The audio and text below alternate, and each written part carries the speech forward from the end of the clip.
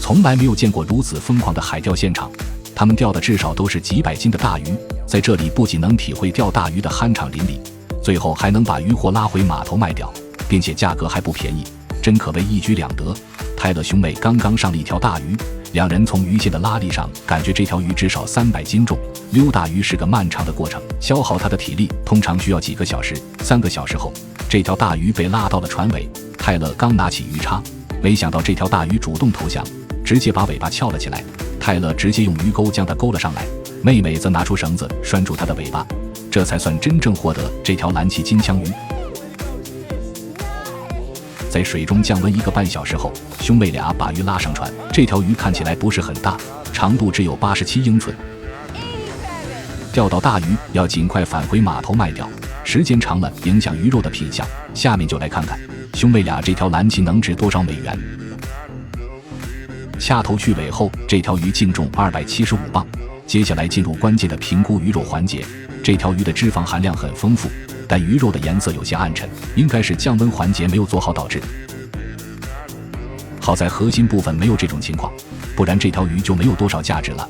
中间商最后给出了19美元的单价，这条鱼最终卖了5225美元。兄妹俩对这个价格还是比较满意的。与此同时，胖哥拉着一条大鱼返回了码头，他这条鱼看起来比较大，长度达到了100英寸。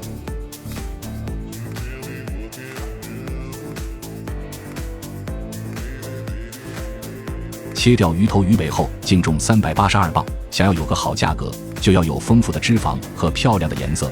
胖哥这条鱼的脂肪含量非常丰富，颜色也是纯正的桃红色，核心部分也没有问题。中间商最后给出了22美元的单价，整条鱼最终卖了8404美元。看反应就知道，这个价格是超出他们预期的。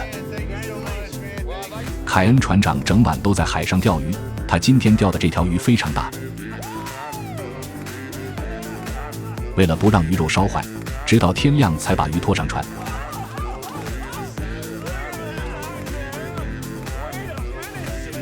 这条鱼看起来又大又肥，长度更是达到了110英寸，不出意外应该能达到500磅重。下面来看看他们这条大鱼能值多少美元。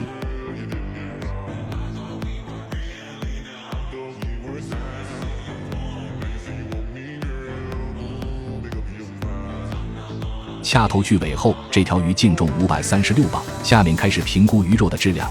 这条鱼的脂肪含量同样很丰富，鱼肉的颜色也很好看，核心部分的透明度也很好，所以他给出了20美元的单价。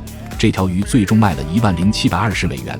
虽然总价突破1万美元让他们很满意，但以这条鱼的品质，单价应该更高一些。玛丽船长也上钩了一条大鱼，两位女钓手经过不让须眉，钓大鱼一点不逊色于男船长，但今天除外。从鱼竿的弯曲程度就可以看出这条鱼有多大。姐妹俩收线4个小时还没看到鱼的影子，船长累得不停变换姿势收线，没想到在最后关头跑鱼了。花了5-6个小时钓鱼，最后一刻竟然跑鱼了，没什么比这更让人沮丧的了。凯夫船长把一条鱼拉上了船，他这条鱼不大，长度只有78英寸，那就看看这条小鱼能值多少美元。掐头去尾后，这条鱼净重192磅。接下来再看看鱼肉的品质怎么样。鱼虽然不大，但脂肪含量却很高，鱼肉的颜色以及核心部分都很优秀，所以中间商给出了21美元的单价。这条小鱼竟然卖了4032美元。